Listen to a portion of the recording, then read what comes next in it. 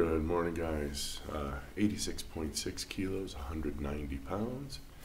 And what did I eat yesterday? 8 eggs. I had about I had a whole stick of butter.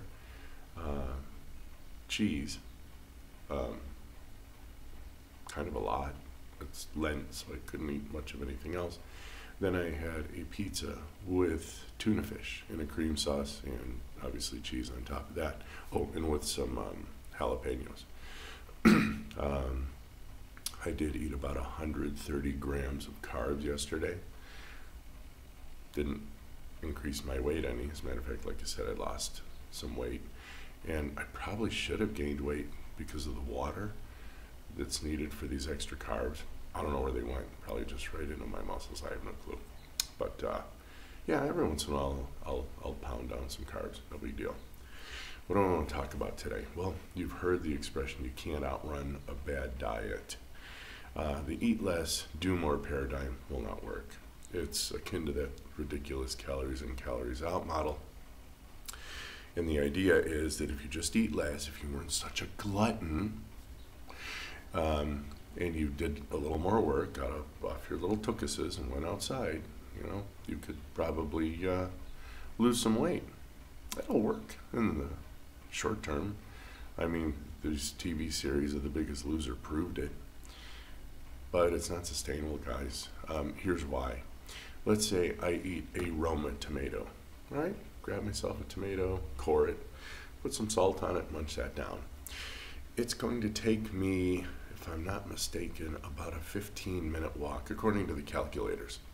A 15-minute walk at 2.5 miles an hour to burn the tomato off.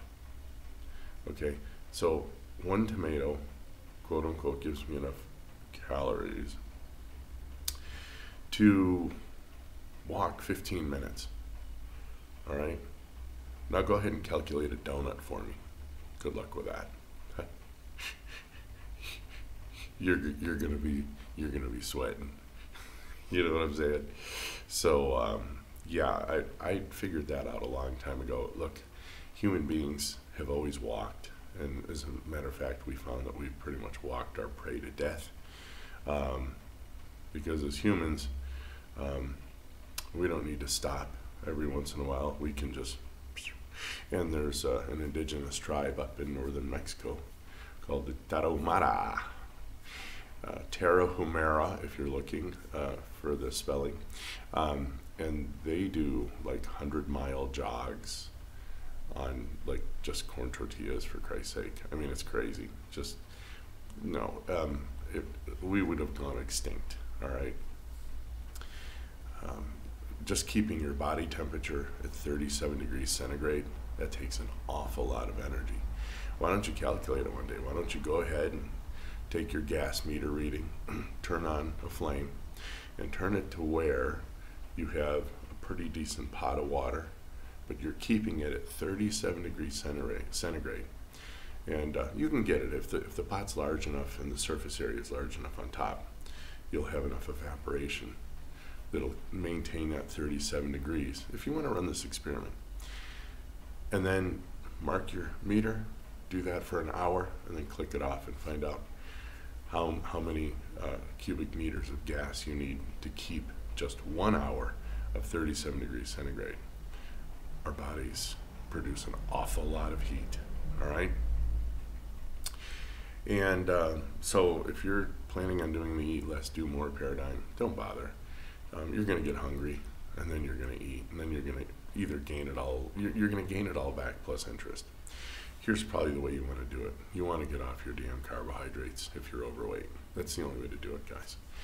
So you can do it quick, or you can do it over a month or so. If you do it quick, you're going to go through about, I went through 9 days of just not feeling real good. Of course, I'd been abusing my body for like 40 years. So yeah, I think 9 days is a cool trade-off. I jumped in cold turkey. Started healthy keto, and then here we are. It only lasted, like I said, it lasted for me. I remember on the 9th day I had a video where I said, wow, I was like full of energy, brain fog gone. So my keto flu I was probably a little less than that, but I remember getting a pretty severe headache. Didn't know what I know now. I mean, obviously I would tell you if you're going to jump right in, make sure you eat a lot of salt. Definitely, I mean, just take pinches of salt whenever you drink your water. Don't overdo it. There's an old Chinese way that I've read in a couple of my books that said to do themselves in, they would eat a pound of salt. I can't imagine that. I mean, there's got to be easier ways. Cliffs, head first, just fun stuff. But getting off the Darwin Award category here, just take pinches of salt, a pinch, literally a pinch, put it under your tongue, or swish it around in your mouth a little bit every time you drink some water, and it will probably minimize your flu.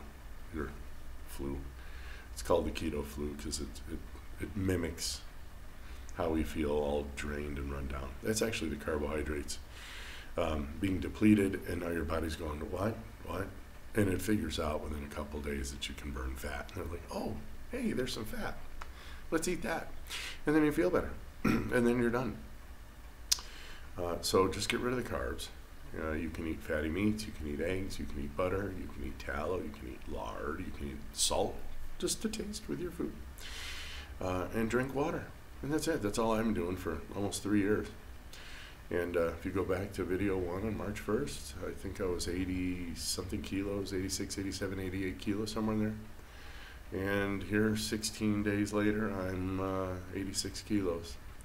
And at the end of the month, I'm going to be 86, 87, 88 kilos. That's where I'm going to be. And next year, unless I put on, some, like I said, some muscle mass.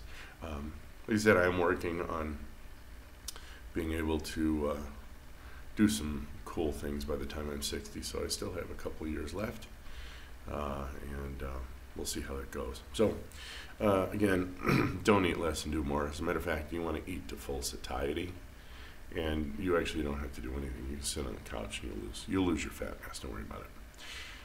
Have a great day. Be well.